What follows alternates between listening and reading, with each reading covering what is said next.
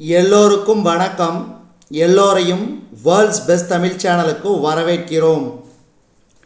இந்த காணொளியில் நாம் பார்க்கவிருப்பது தினசரி நடப்பு நிகழ்வுகள் 23 பிப்ரவரி 2024, 24 பிப்ரவரி 2024 மற்றும் 25 பிப்ரவரி 2024 ஆகிய 3 தினங்களுக்குரிய தினசரி நடப்பு நிகழ்வுகளை நம்ம வேர்ல்ட்ஸ் பெஸ்ட் தமிழ் சேனல் வாயிலாக பார்க்க போகிறோம்.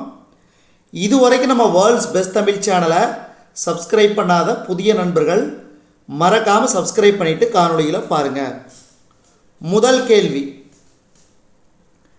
இந்தியாவின் மிக நீளமான கேபிள் பாலம் எங்கு திறக்கப்பட்டது? இந்தியாவின் மிக நீளமான கேபிள் பாலம் எங்கு திறக்கப்பட்டது? குஜராத். அதாவது சிக்னேச்சர் பாலம் என்று அழைக்கப்பட்ட இந்த பாலம் தற்போது சுதர்சன் சேது அல்லது சுதர்சன் பாலம் என பெயர் மாற்றப்பட்டது.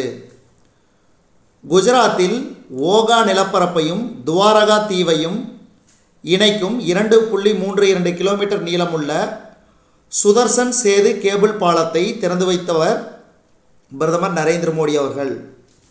குஜராத்தில் ஓகா நிலப்பரப்பையும் துவாரகா தீவையும் இணைக்கும் 2.32 கிலோமீட்டர் நீளமுள்ள சுதர்சன் சேது கேபிள் பாலத்தை பிரதமர் நரேந்திர மோடி அவர்கள் திறந்து வைத்தார். அடுத்து 2024ஆம் ஆண்டுக்கான பியர் ஆசிங்யூ விருது யாருக்கு அறிவிக்கப்பட்டது? பியர் ஆசிங்யூ ட்ரைபியூட். இந்த விருது பார்த்திங்கன்னா சந்தோஷ் சிவன் அவர்களுக்கு அறிவிக்கப்பட்டது. அப்போ இந்த விருதை பெறும் முதல் இந்தியர் என்ற சிறப்பினை சந்தோஷ் சிவன் அவர்கள் பெற்றார். இந்த விருது பார்த்திங்கன்னா உலகின் தலை சிறந்த ஒளிப்பதிவாளர்களுக்கு வழங்கப்படுகிறது, குறிப்பிடத்தக்கது. மூன்றாவது கேள்வி, சென்னை கிண்டியில் தேசிய முதியோர் நல மருத்துவமனையை திறந்து வைத்தவர் யார்? சென்னை கிண்டியில் தேசிய முதியோர் நல மருத்துவமனையை திறந்து வைத்தவர் யார்? பிரதமர் நரேந்திர மோடி அவர்கள் காணொளி காட்சி வாயிலாக. அடுத்து நான்காவது கேள்வி, இந்தியா ஜப்பான் இராணுவம் இடையேயான வருடாந்திர கூட்டு இராணுவ ஒத்திகை பயிற்சி எங்கு தொடங்கியது? இந்தியா ஜப்பான் இராணுவம் இடையேயான வருடாந்திர கூட்டு இராணுவ ஒத்திகை பயிற்சி எங்கு தொடங்கியது? இதுக்கு சரியான விடை ராஜஸ்தான். அடுத்த கேள்வி, தூத்துக்குடியில் வின்ஃபாஸ்ட் மின்சார கார் உற்பத்தி நிறுவனத்துக்கு அடிக்கல் நாட்டியவர் யார்? இதுக்கு சரியான விடை முதலமைச்சர் மு க ஸ்டாலின். இந்த நிறுவனம் பார்த்திங்கன்னா எவ்வளோ மதிப்பில்? ரூபாய் 1600 கோடி மதிப்பீட்டில் தொடங்கப்பட உள்ளது. இதற்கு அடிக்கல் நாட்டு விழாவை முதலமைச்சர் மு க ஸ்டாலின் அவர்கள் தொடங்கி வைத்தார். நெம்மேலியில் கடல் நீரை குடிநீராக்கும் நிலையத்தை திறந்து வைத்தவர் யார்? நெம்மேலியில் கடல் நீரை குடிநீராக்கும் நிலையத்தை திறந்து வைத்தவர் யார்? முதலமைச்சர் மு க ஸ்டாலின். உச்சநீதிமன்ற வளாகத்தில் நிறுவப்பட்டுள்ள ஆயுஷ் சுகாதார மையத்தை தொடங்கி வைத்தவர் யார்? உச்சநீதிமன்ற வளாகத்தில் நிறுவப்பட்டுள்ள ஆயுஷ் சுகாதார மையத்தை தொடங்கி வைத்தவர் யார்?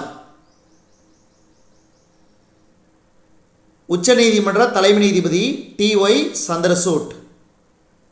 அடுத்து எட்டாவது கேள்வி, ஐரோப்பிய யூனியனில் கஞ்சா பயன்பாட்டை சட்டப்பூர்வமாக்க உள்ள 3வது நாடு எது? இதுக்கு சரியான விடை ஜெர்மனி.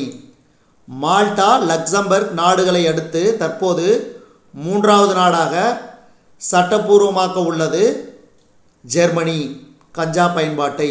அடுத்து 9வது கேள்வி, வர்த்தக ரீதியில் நிலவில் தரையிறக்கப்பட்டுள்ள முதல் ஆய்வுக்களம் எது? வர்த்தக ரீதியில் நிலவில் தரையிறக்கப்பட்டுள்ள முதல் ஆய்வுக்களம் ஒடிசியஸ்.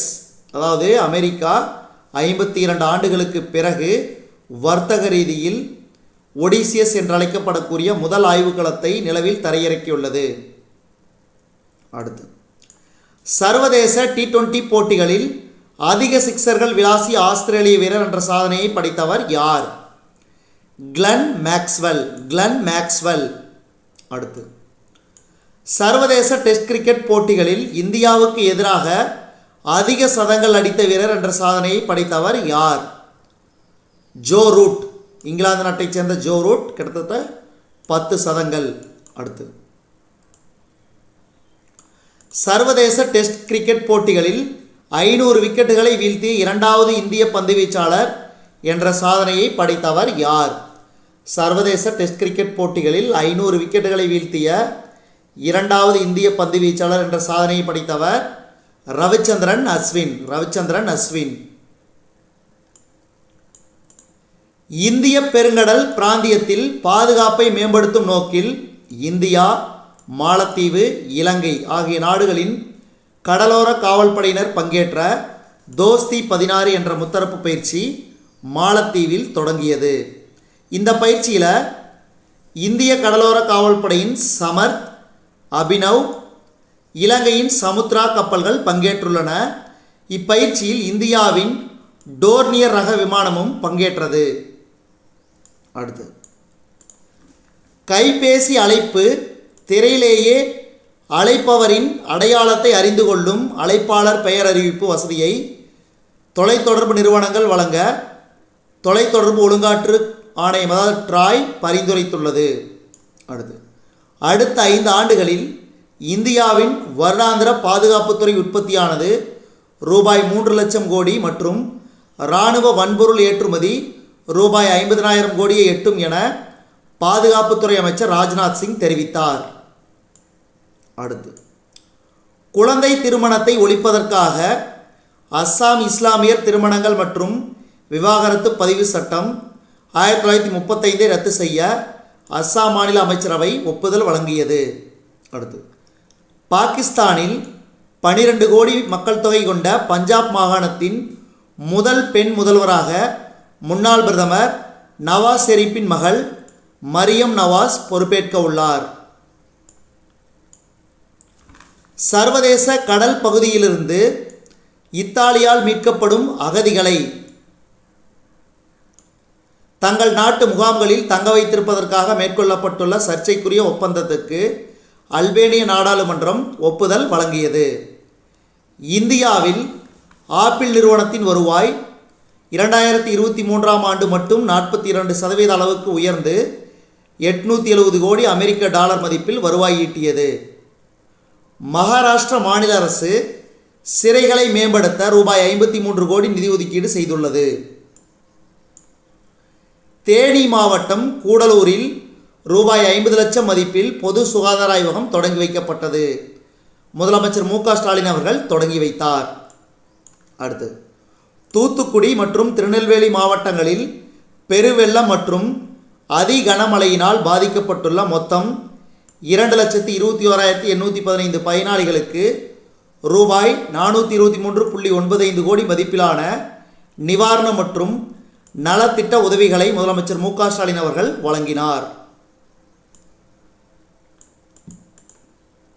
இந்தியாவில் 2022-23ஆம் ஆண்டில் கிராமப்புற குடும்பங்களின் மாத செலவு ரூபாய் 3,773 என்றும் நகர்ப்புறங்களில் ரூபாய் 6,459 என்றும் தரவுகள் குறிப்பிடுகின்றன.